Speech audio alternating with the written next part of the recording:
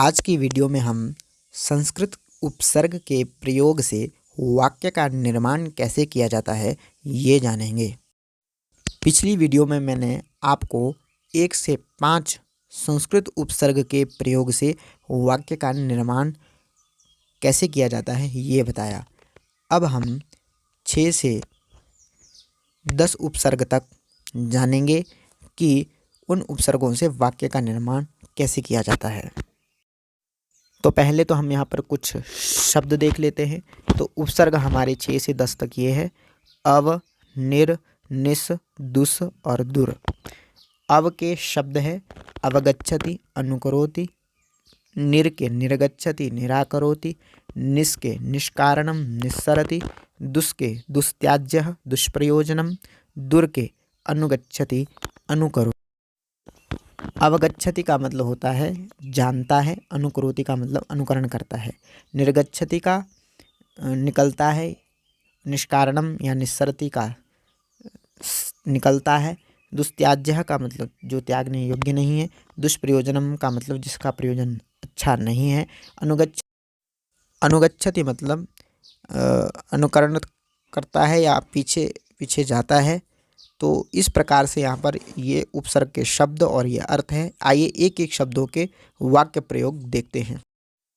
तो एक एक उपसर्ग के हम वाक्य प्रयोग देखेंगे। तो छठवां उपसर्ग है अव। वाक्य है रामः भवन्तं अवगच्छति। अर्थ है राम आपको जानता है। तो यहाँ पर अवगच्छति में जो गच्छति क्रिया शब्द है उसके साथ अव उपसर्ग लग गया तो शब्द बना अवगच्छति। अर्थ हो गया जानता है।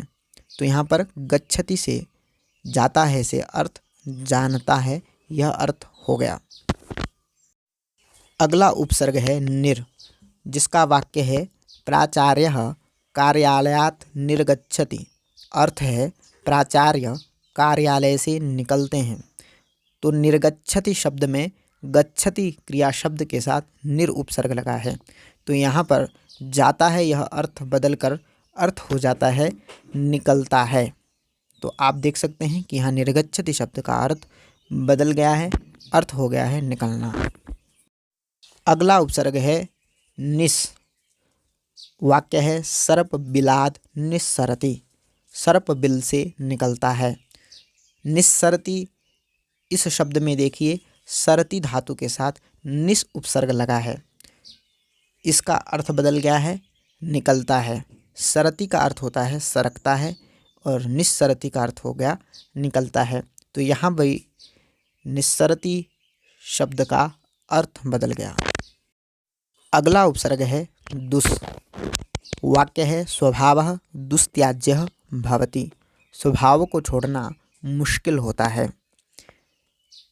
अब आप देख सकते हैं यहाँ पर दुस्त्याज्यः शब्द में त्याज्य शब्द के साथ दुस उपसर्ग लगा है, जिसका अर्थ हो जाता है जो त्यागने योग्य नहीं है। त्याज्य का अर्थ त्यागने योग्य, दुस्त्याज्य का अर्थ जो त्यागने योग्य नहीं है।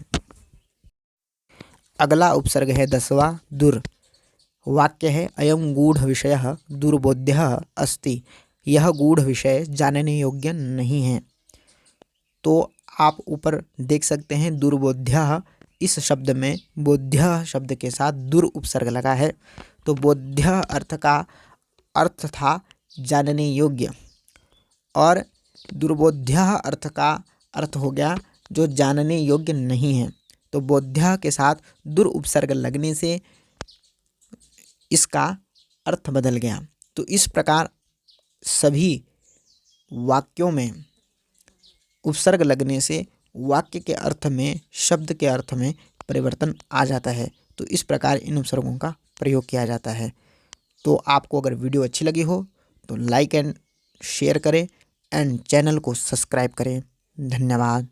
नमो नमः।